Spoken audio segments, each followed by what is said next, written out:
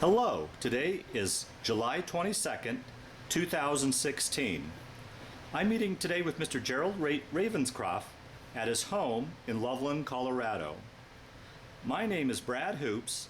I'm the interviewer for the Northern Colorado Veterans History Project. Welcome, Jerry, and thanks for sitting down today to tell your story. Thank you. Let's start out, if we could.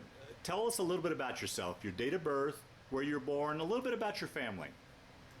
I was born August 16th, 1922 in Omaha, Nebraska. My mother was an orthopedic surgeon nurse, and my father was working for, I think at that time, Brandeis, which was a department store. We moved to Chicago area of Beverly Hills in 1929. And my father was then working for Swift and Company. This was in the heart of the Depression. And I went to Bernard School for my first 5 years of education. And then my father and my mother moved us to a town to Glen Ellen, which was a suburb of Chicago, about 30 miles west of Chicago. And I started my 6th grade there, 7th grade, and I went up through sophomore and high school. My parents physically never fought, but verbally they fought a lot, and they knew it disturbed me. So we had a friend down the street. He was going to a military academy, and they asked me if I would like to go, and I said yes. So I went to my junior, and senior year to Riverside Military Academy, and at that time we spent 3 months in Gainesville, Georgia, came home for the Christmas holiday, then went back for 3 months in Hollywood, Florida, and then finished the school year 3 months more in Gainesville, Georgia. I played the trombone. I played in the dance band, the marching band, the symphony band. I graduated, and upon graduation, Riverside was a magnificent school, wonderful education, great instructors. The only thing they didn't do was prepare me for the outside when I had no disciplines. So I graduated from Riverside Military Academy and went to Northwestern University. What year did you graduate from high school? 1944 I graduated. 44? Yeah. So I went to Northwestern University, and they had no regulations, so I went wild. A lot of drinking, and I joined a fraternity house there, Phi Kappa Sigma, and studied pre-med. And I was in pre-med when the war was declared, and I wanted to volunteer for the Air Corps, and for some reason we had to go to Wisconsin to enlist. And a friend of mine and I drove up to Wisconsin, and we enlisted in the Air Corps and came back, and I was exempt because of my pre-med. And in the year of 1943, I decided I didn't want to be a doctor. I wanted to fly. So I told them I was ready to go, and I went through primary, basic, and advanced in what they called the Southeast Theater, which was Alabama,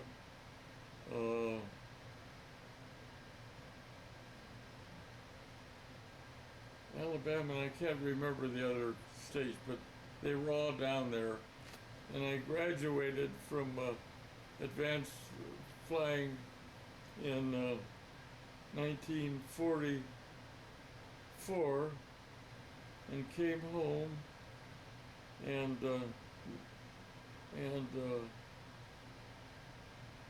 went back to my fighter training, which was dedicated to be at the P-47 school in Florida. Now, did you choose to be a fighter pilot? Yes. Okay. No. When you enlisted, you went through pre-flight training, and at the end of pre-flight training, you were either assigned bomber, navigator, multi-engine, or fighter. And I was assigned fighter, which I wanted. Oh, okay. That was going to be my question. Yeah. Now, prior to joining the service, had you ever flown before? No. Oh, wow. No. I'd been up in an airplane once. Wow. And in my class, there were many that had never been up in an airplane. Right. Sure. So anyway, I went to P-47 training, and that was 30 days. And I thought we were going to England because that's where the P-47s were used. But upon graduation, I was told to report to the commanding officer at Karachi. And we all wondered, where the hell is Karachi? Yeah. Well, we got on the airplane and soon found out it was Karachi, India, which is now Pakistan. Right. And we arrived there, and So you flew over. You didn't take a ship over. no, I flew over. What could you kind of trace that Well, trip?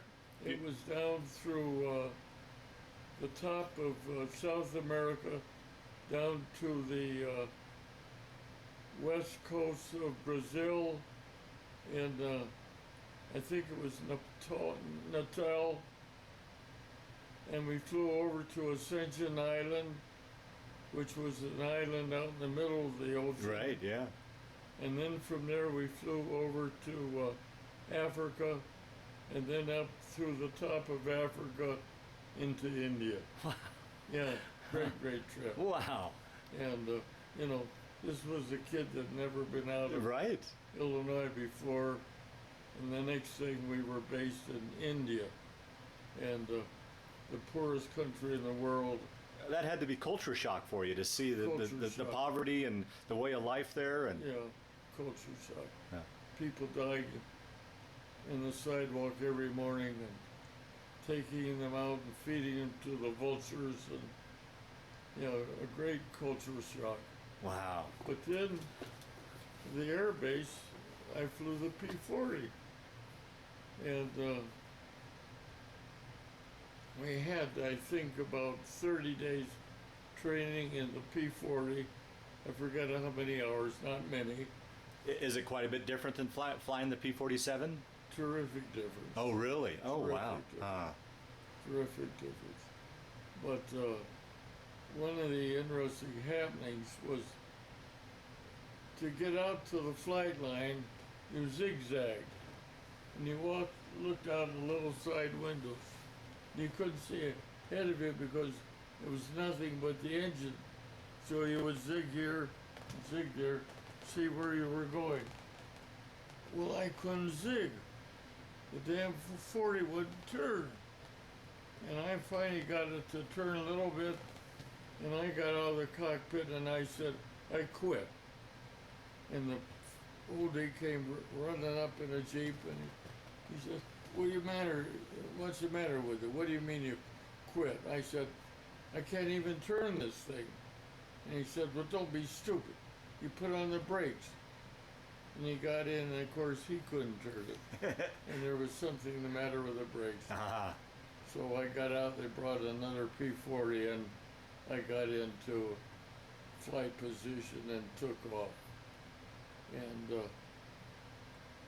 we had never flown before above sea level.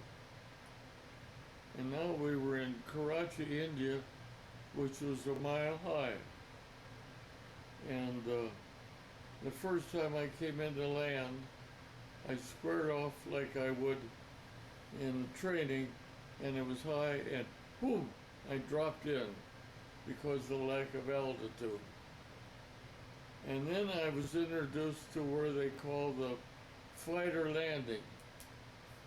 You come over the airstrip as fast as you could go, pull the thing up in a steep turn, turn it around, come in, put your wheels down and land.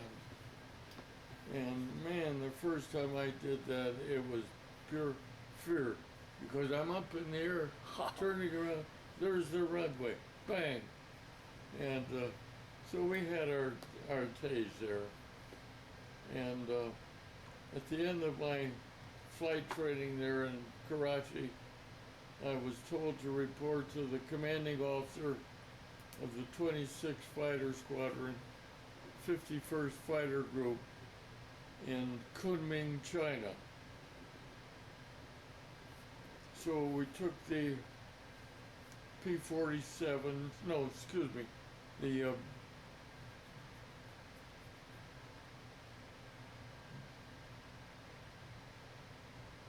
B-47,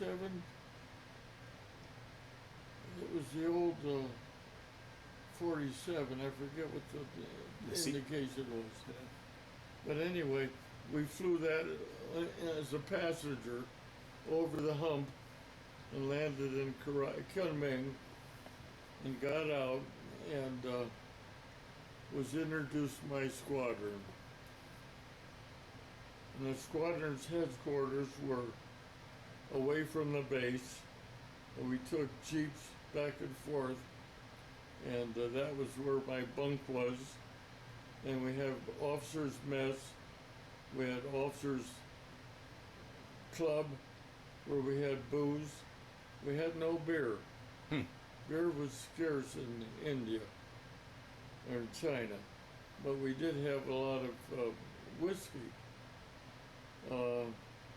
My flights were primarily strafing and dive bombing or skip bombing in French Indochina.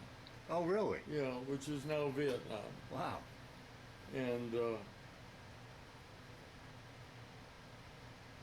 I was told to report to the flight one morning, flight line, and it was a suicide mission.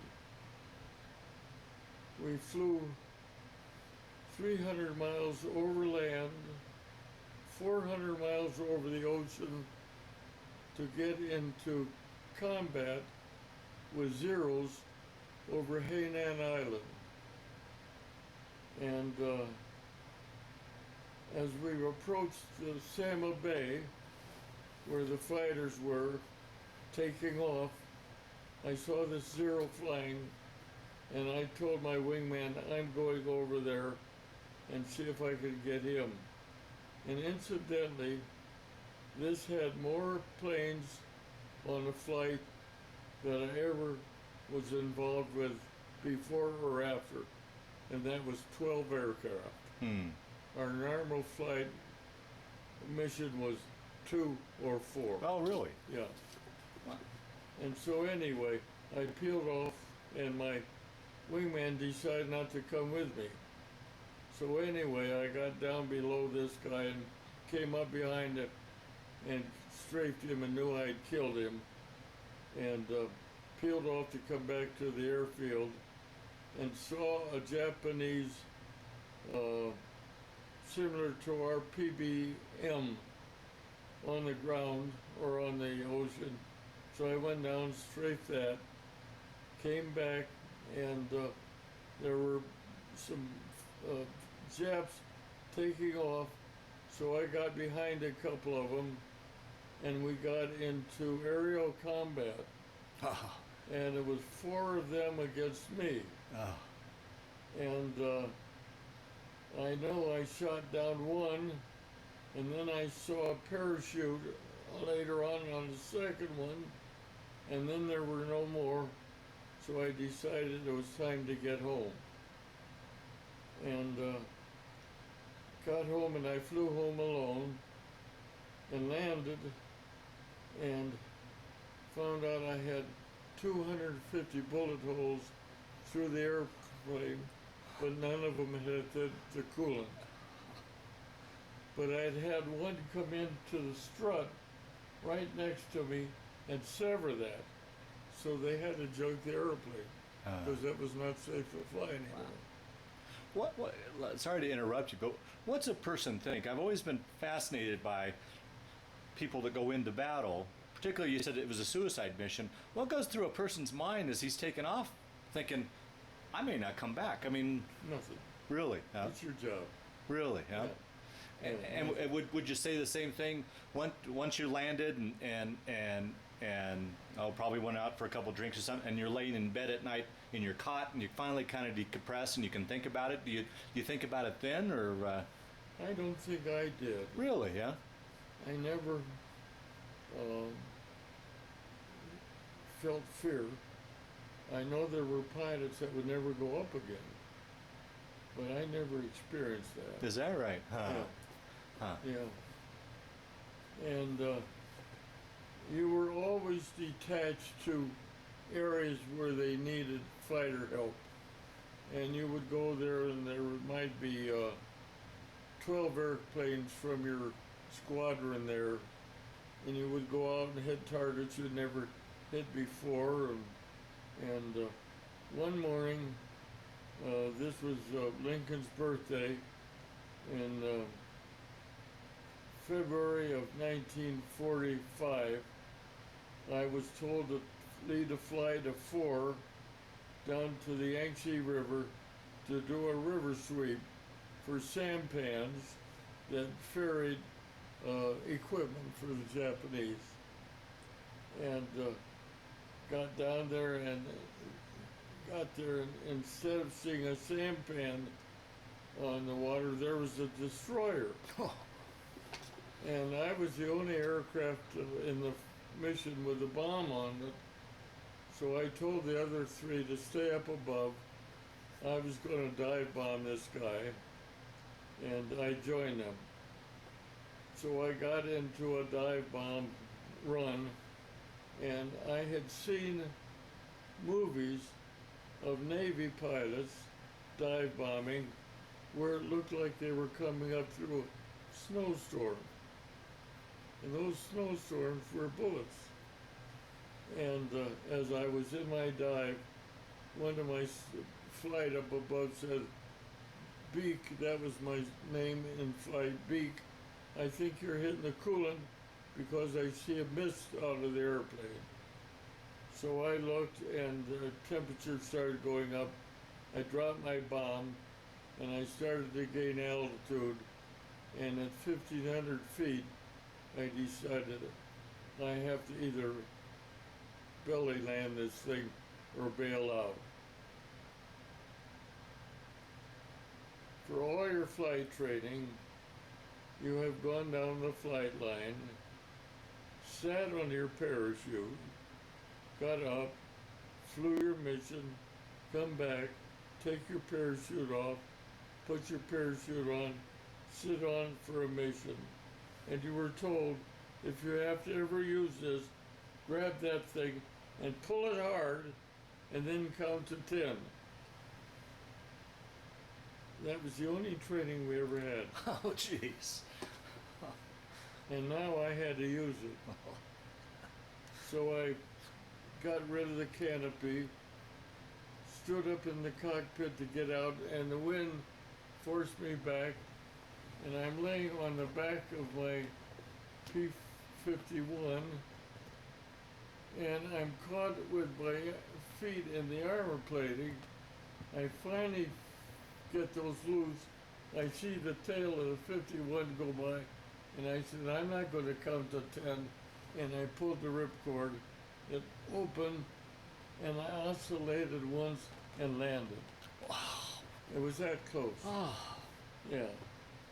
And 2 Chinese men came running up to me. Were you injured with it landing that hard? I was 400 miles behind lines, and I was not hurt landing. And they ran up, and of course they couldn't talk Chinese, and I couldn't talk English. but inside of our fight jacket was a Chinese flag with a written message on it from Chiang Kai-shek, the ruler of China at the time, that said, "These are guests of our country that are fighting our enemy, and you're to take care of them." So I showed them the inside of this jacket, and one of them could read. And so he said, okay, come with me.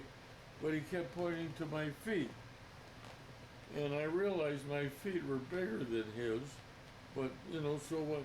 And I finally realized he wanted me to take my shoes off so they couldn't track my feet. Ah. Well, I didn't want to take my shoes off. I was a city boy, and I had tender feet. But I did as they asked me to do, and I thought they were going to carry my shoes, but they didn't. And we ran all that day, that night, and finally the next morning we made contact with the guerrillas, and my feet were a mess. I had lost all my toenails, and my feet were terrible, so I took them. We were given sulfa pills to carry with us on our flight. In case we were ever shot, we could use the sulfa. And I decided I'm going to use that sulfa on my feet. So I soaked my feet in hot sulfa water. And it was a couple days before I could walk. But I was well cared for. And the guerrillas went out on missions every day to fight the Japanese, and they would come back to me at night. And so finally I got so I could walk, and we started traveling back, going north towards our base then, which was Loveland, China. And it was below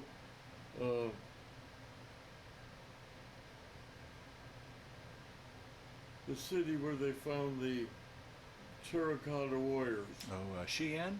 Yeah, it was south of that, but they hadn't found the warriors yet. Oh, really? No. Oh, wow. So we had no idea what was there.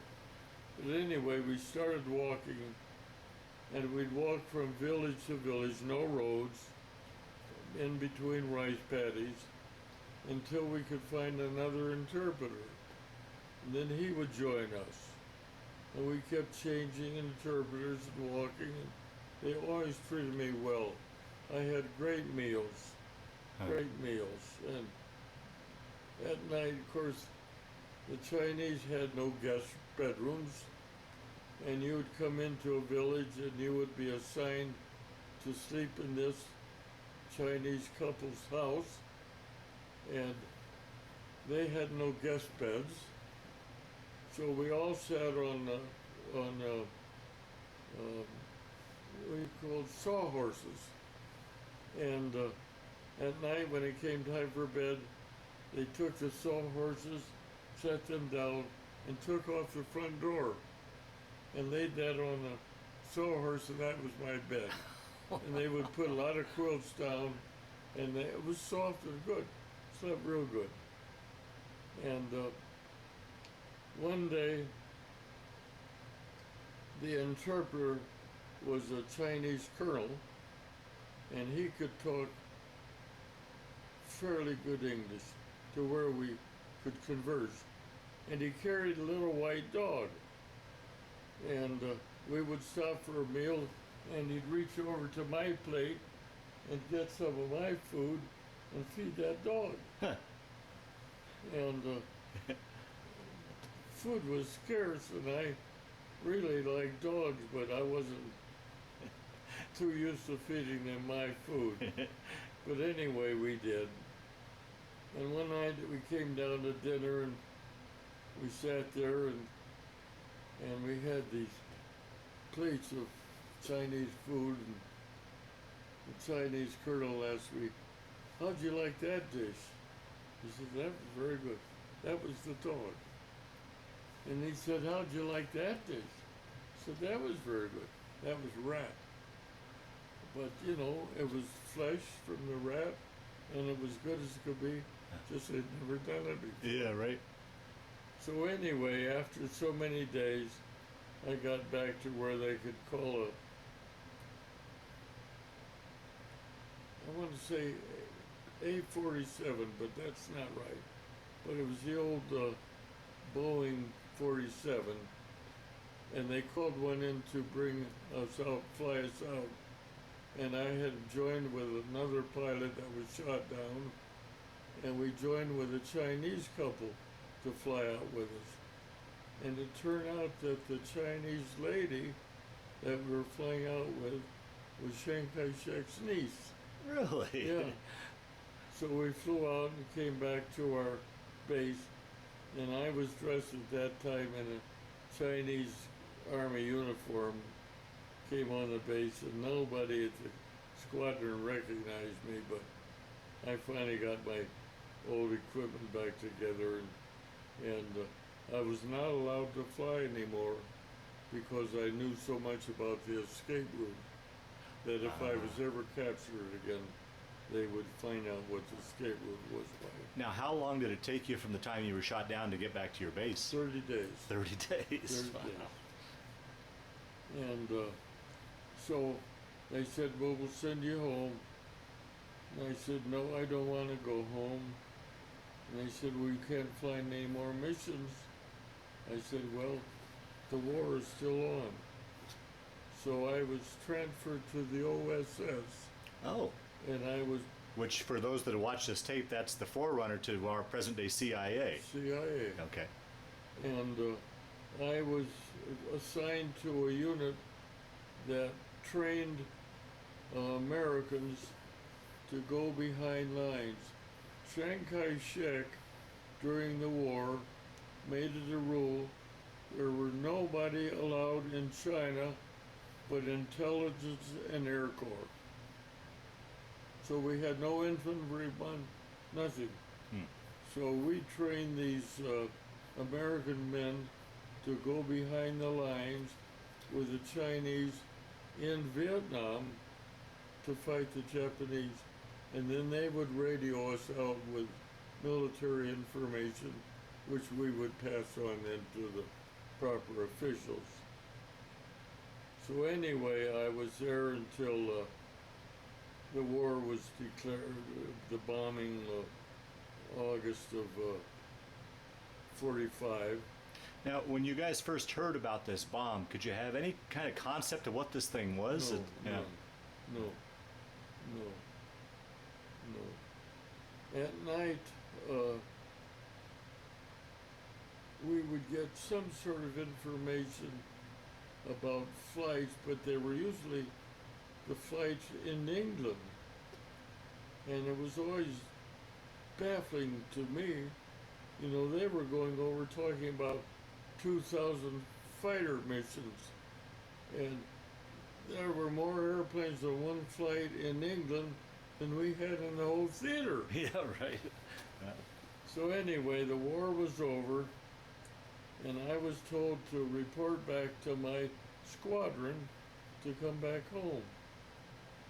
So I went back to my airfield, and there was one guy that was left in the squadron that I knew.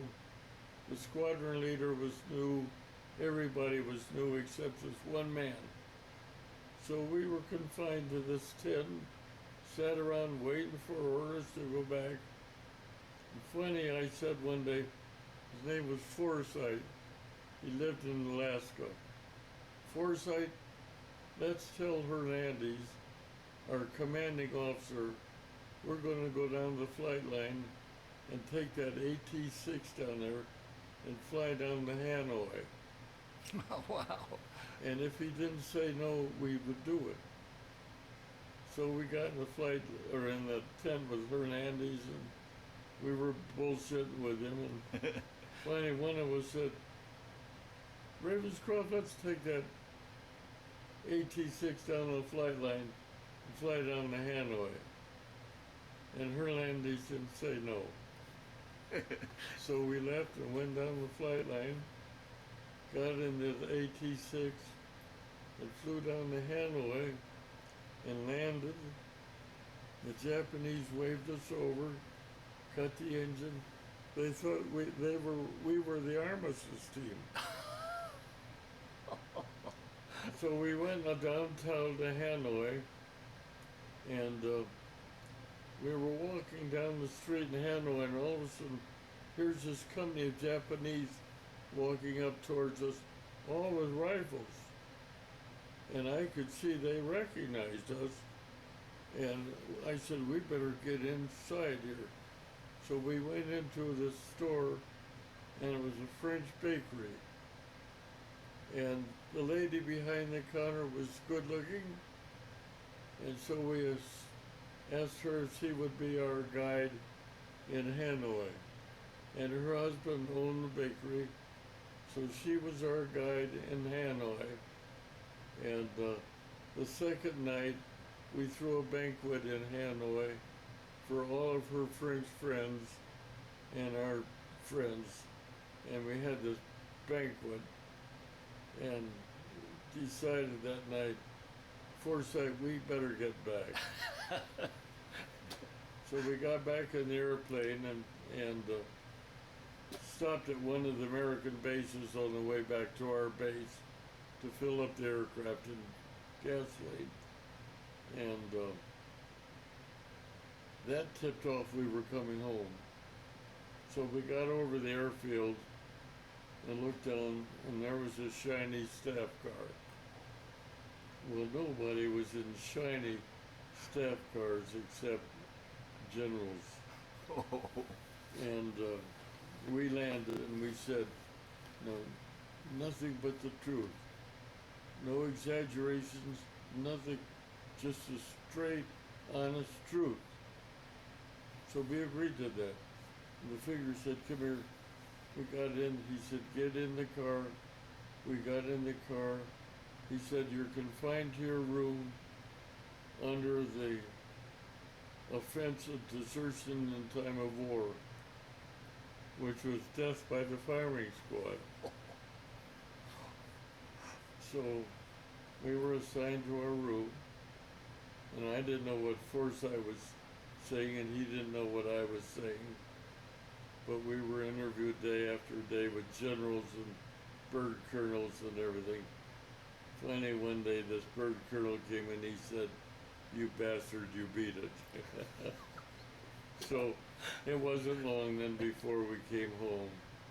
And I went back to the Great Lakes Naval Training Station in Chicago and was discharged, but found out I had scabies. So I had to stay behind and get treated for scabies for 2 or 3 days.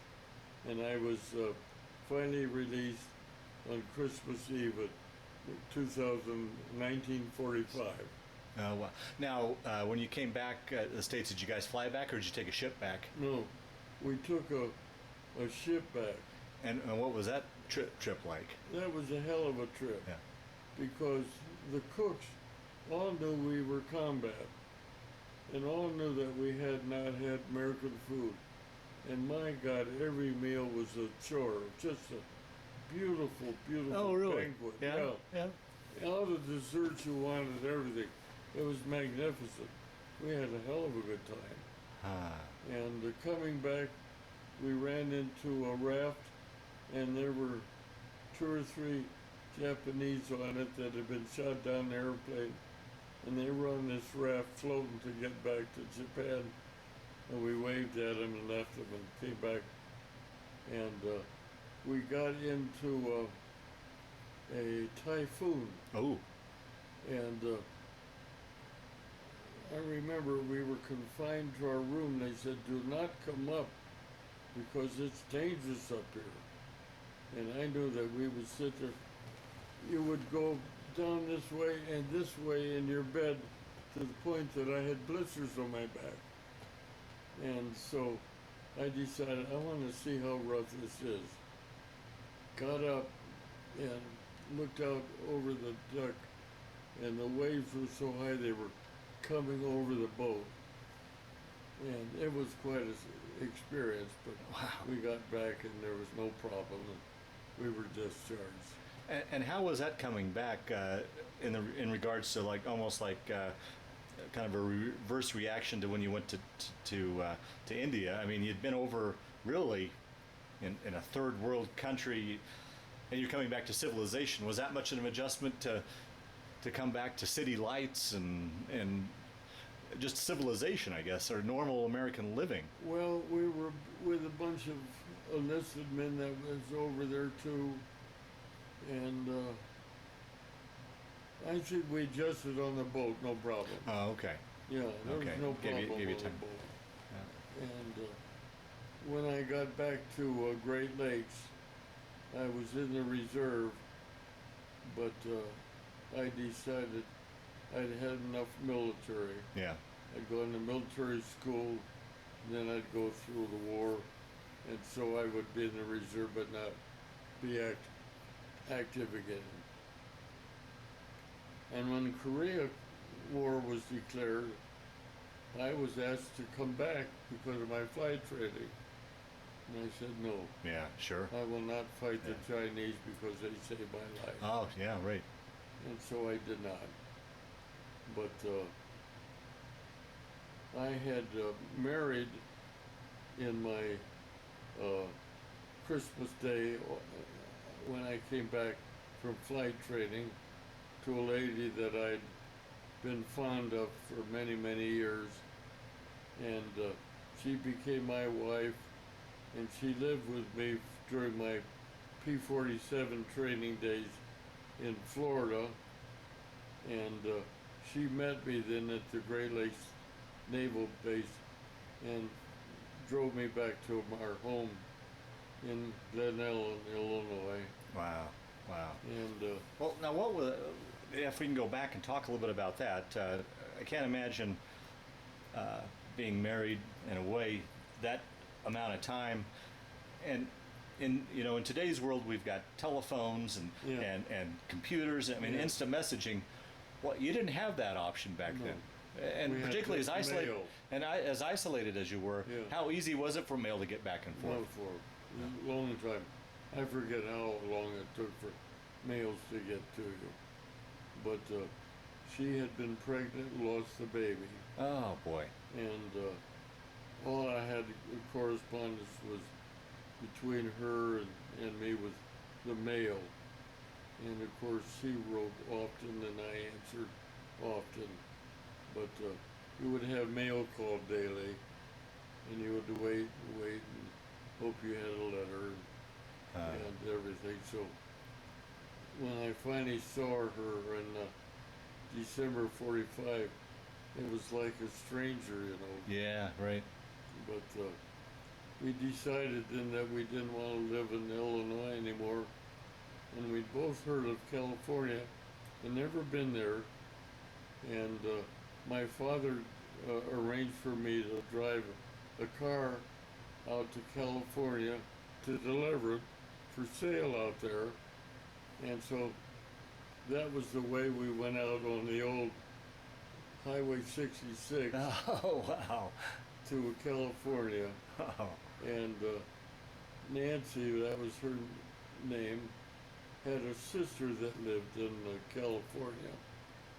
And so we lived with Nancy and her husband for a couple of weeks. And it was near Amy Simple McPherson's temple. So we found out that to be a member of the temple, you had to give up everything you own life to her. Everything. And so we didn't want to join the temple. And I had to get a job. So there were veterans standing on every corner. Yeah. Right. Trying to get a job. And they had placement bureaus for armed forces men, where you would go interview and they'd see if they could get you a job. So I went to one of these things and they said, "What can you do?" And I said, fly. And they said, what else? And I said, that's all I know. And they said, well, what did you like when you were a kid? And I said, well, you know, I used to like to draw, and, well, we'll get you a job in an advertising agency doing layouts. Okay? So you go home and do us a layout and bring us back tomorrow. And I said, okay. I went home and bought a dictionary to look up the word layout. Got a rough idea what it was. Went out and bought some charcoal and some paper. Came back and drew up an ad and took it back to them. And they said, well, this isn't really what we had in mind. And I said, just give me the address. And they said, well, you know, they want somebody that can do layouts. I said, give me the address.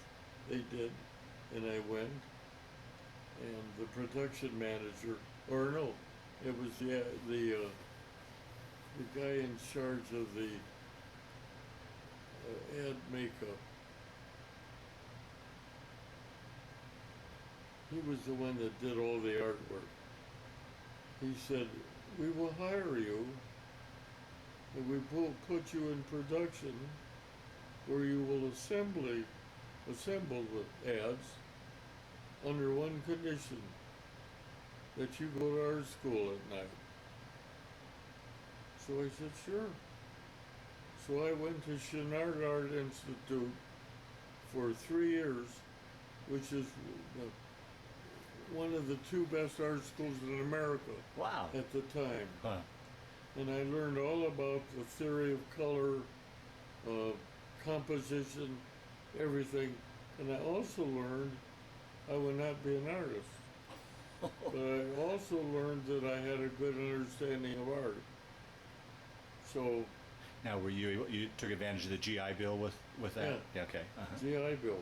Mm-hmm. And so, by that time, Nancy was tired of me, and I was tired of her. We had a daughter born to us, a little girl, and I decided, well, I better get out of here. So I'm going to go back to Illinois. And after, I'm sorry, I got lost here in a minute. I got interviewed by this advertising agency one day, and they agreed to hire me. And I went home, and my baby daughter had the chicken pox. And I got chicken pox Oh no. as an adult. Oh no. And I had it terrible, just terrible. I had 50 pox on an eyeball. And I lost all the muscles on one side of my back and everything. And I was in no shape to go out to be with the public again. So I figured, well, I got to do something. What do I do? So I figure I'll get a job in a restaurant, cook or something. So they had a restaurant school in LA, and I joined that, and I graduated, and I was one of the 2 guys in the school that had any education. So I graduated, and I was told to report to the Hotel Bel Air, which was the most exclusive hotel in California. And I went there, and there was a young man that had graduated from this school, and he was an educated man also, and he was from Texas, and he said, okay, I will train you. So I was trained in the back of the kitchen to hire the help, to be in charge of the cooks, to help order the food, everything to do with the cooking and everything in the kitchen. And the chefs were Swiss chefs, and they were always fighting each other with these big knives. And it was a hell of an education. Well, the other man's name that hired me was Neil, and Neil one day quit, and he was going to go back to Texas and open his own restaurant. And so now I would take Neil's job. So I was in charge of the back of the house there. And that's when everything got tired of the job, and Nancy was tired of me and I was tired of her. So we separated, and I came back to Illinois and went down to Chicago to the Hotel Sherman and got a job as the back house manager there for them. And once when in California at the Hotel Bel Air, they were having a convention for a company I'd never heard of, Brown and Bigelow. And I watched what they were doing in that thing, and I said, I like this. This is a good company, and I like what they're doing. So anyway, I came back and worked for the Sherman Hotel, and I knew that the Brown and Bigelow's home office was St. Paul. So one day I said, I'm going to drive up there and just see what will happen. So I drove up there and said, I would like to get into the advertising end of this thing, because I know art and I know everything about it, and I like to be involved with it. And they said, okay, we'll hire you, but before you become involved with the art department, we want you to go out and be a salesman so you can learn what the public wants. So I said, that makes sense. So I went out and learned what cold calls were, and knocked on doors day after day, sell people advertising. And I was doing such a good job, they wouldn't take me back in the design end of it. So I'm trying to figure out how I got out of the Bigelow the way I did.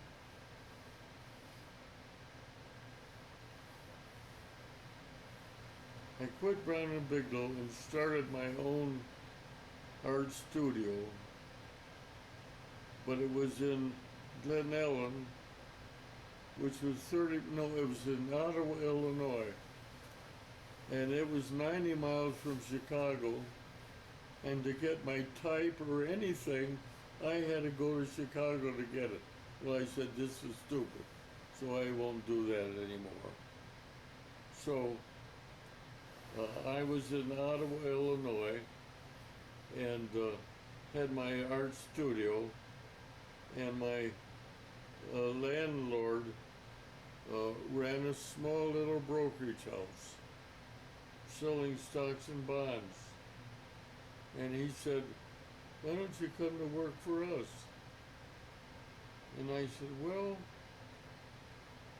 the only thing I know about my stocks and bonds was my dad lost everything he had during the Great Depression and that, but that would be interesting. So yes, I will.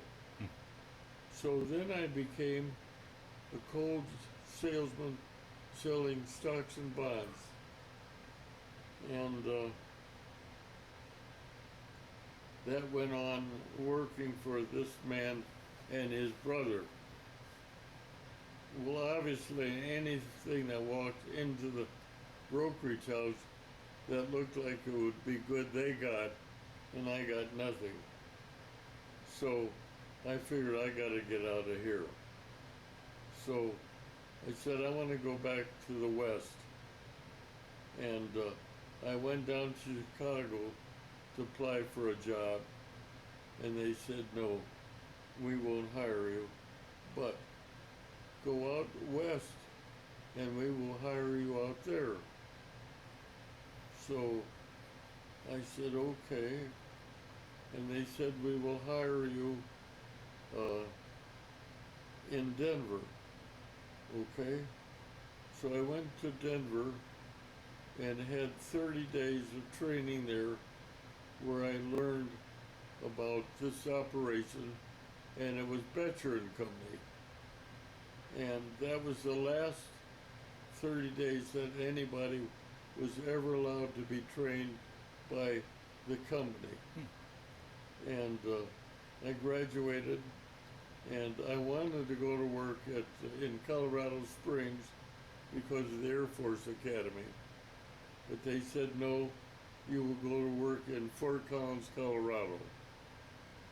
So I came to Fort Collins, Colorado, and worked there under a man with tremendous charisma, Spike Baker, and did cold calls and just worked my tail off to make a living because it was all on commission. Oh. And I had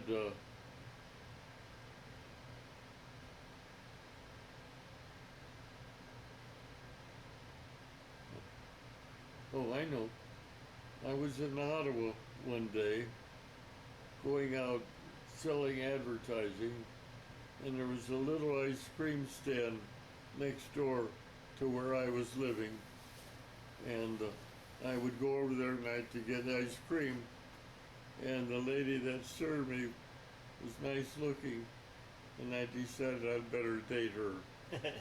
So I started dating her, and she was a college graduate, teacher of 4th grade. Her family owned a farm there in Illinois, and we married. And so she came out with me when I was transferred out here to Fort Collins, and we raised 4 sons here, and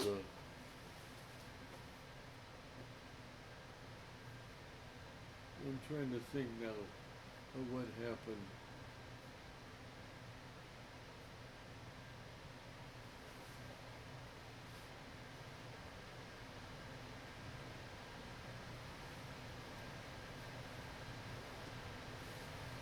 I guess just that I had worn out with the salesman, and my parents had died and left me a little money, and I decided that was time to retire, and I did. And we raised those 4 boys in Fort Collins, and one of them later died, committed suicide in our basement. He hung himself. And then another boy, well, Sandy, I had not traveled much. I had traveled, being in the military. So I decided we'd do a lot of traveling. So we did.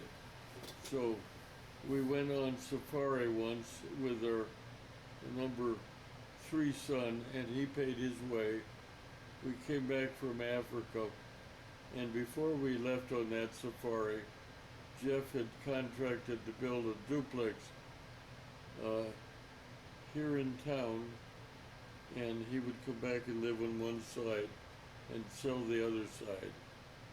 And so we came back, and that next morning I went over to pick up Jeff to come back and look at his duplex, and found him dead on the floor. And so Sandy and I then had the 2 boys. One of them, Andy, lives here in Fort Collins out by Devil's Backbone, and the other number 2 son, Mike, is a bachelor and lives out in Coeur d'Alene, Idaho. And I see him maybe every 2 or 3 years. And Sandy's now in a rest home, doing well, and I'm alone. Yeah. How long have you and Sandy been married? Been married?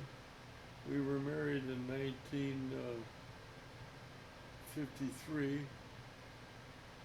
So that's 47, 57, 66 years. Wow.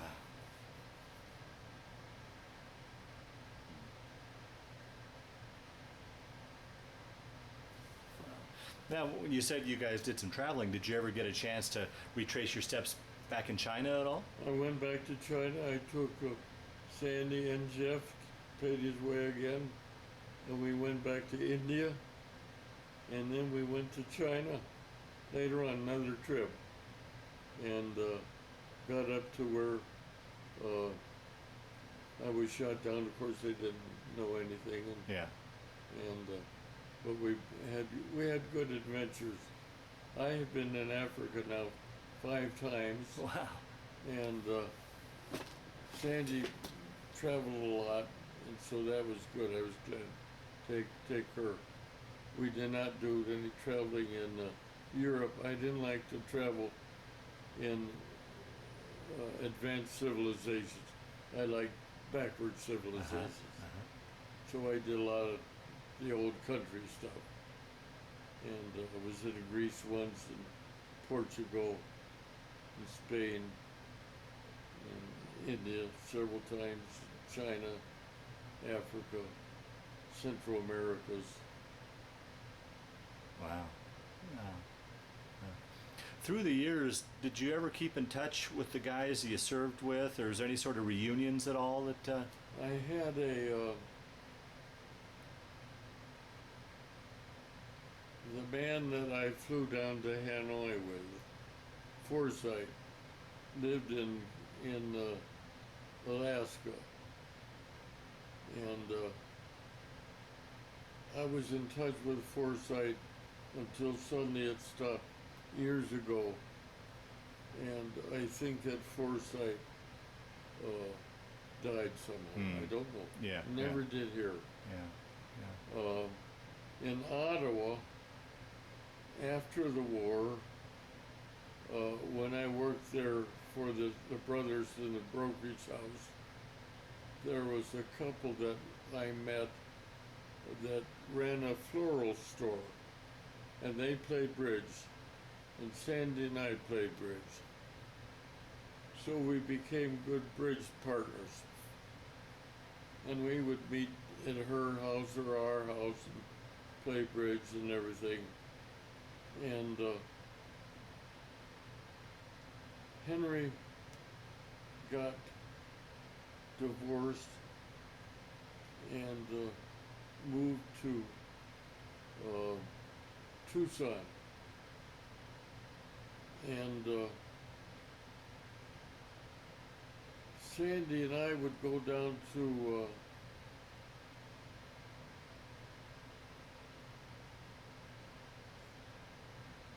there was a camp in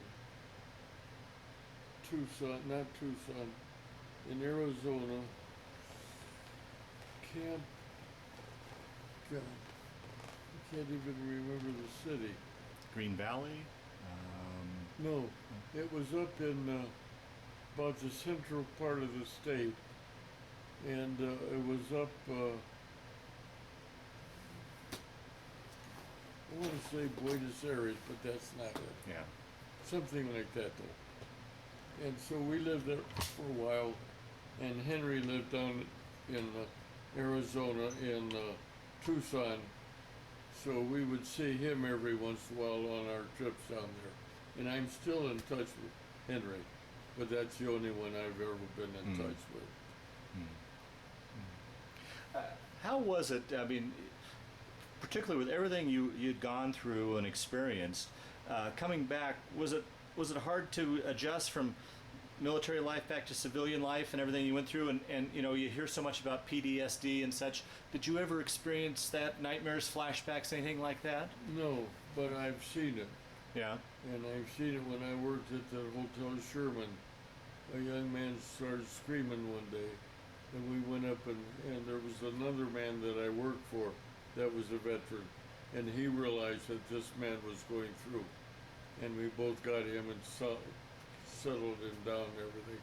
So I saw it, but I didn't. You know, people always say, well, thank you for your service. I learned to fly.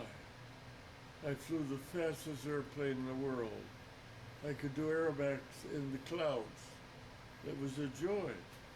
So I never had flashbacks of bad things.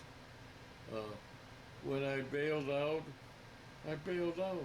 I didn't get hurt. I walked out. I didn't get hurt. I was with Japanese. They didn't hurt me. I was okay. I had nothing that was a worth bad experience, except when I crashed the P-51 and had to bail out or something, you know. But that was nothing. So I never had any flashbacks. Oh, okay. No. Yeah. No. Okay. Well, Jerry, as we start to wind down this interview, is there anything I didn't ask you that you wanted to talk about, or any of the stories that have kind of floated to the top as we've been sitting here talking, so that ideally we round out your story as best we can? I'm sure we only got the tip of the iceberg, but, or do you think by and large we captured your story as you wanted to capture it? I think that there was only one time in my life when I was fearful in flying,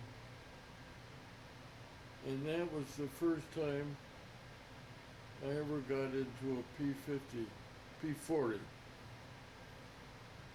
Up until that time, I'd only flown in airplanes with two cockpits. You could look ahead of you, you could see where you were going.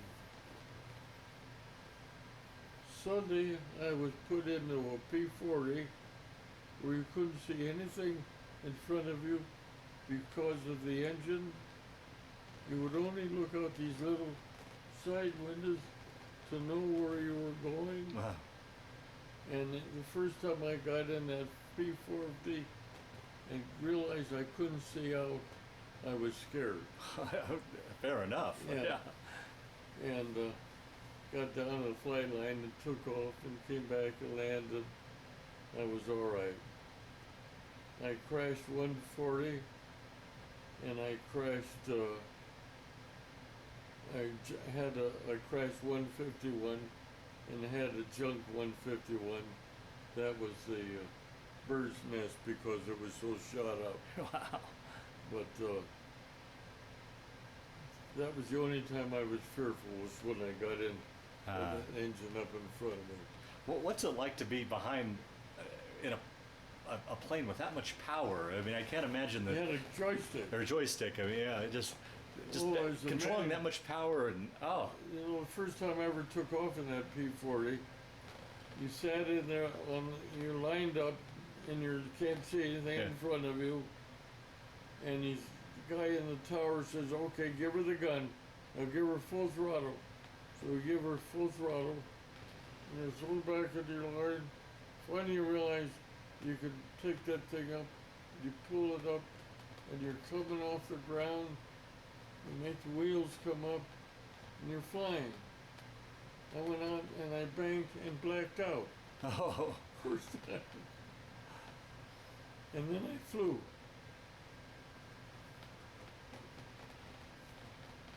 That reminds me, the second time in my life that I was ever fearful was when we went down to the flight line at night in the AT-6, and we were going to fly at night. And this guy takes off in the night. We're sitting in the cockpit. He flies off. We're in the dark. Can't see anything. He comes back. He lands. Takes off again. Comes back and lands. Gets out of the airplane. He says, okay, it's yours. And I have to go out to that line and take off at night. And I took off at night, got up, flying around, and I began to watch the lights and everything. And I could see these guys over there flying around, so I didn't want to be near them. So I got way over here, and they wanted me to come back in and land, but they couldn't contact me. So they sent an airplane up to get me. And he came up and he got close enough where he could say, come on in and land. Well, then I came in and landed, you know, and it was, that first night flying was fearful. Oh, sure. Wow. Yeah. Uh, But that's about all. Yeah. Now, I will give you a copy of that story I wrote about my life, if you would like. yeah, it would. Yes. But I would like that returned. Oh, absolutely. Yeah. Yeah. So this will give you some fluids. Okay. All right. Okay. Yeah. Okay. Well, here we'll finish Okay. up here. Well, Jerry, I want to thank you very much for sitting down and telling a fascinating story. But just as well, and I know this probably bothers you, but as well, thank you for your service. No bother at all. Okay. It was a joy. Very good. Well, thank you very much. Thank you.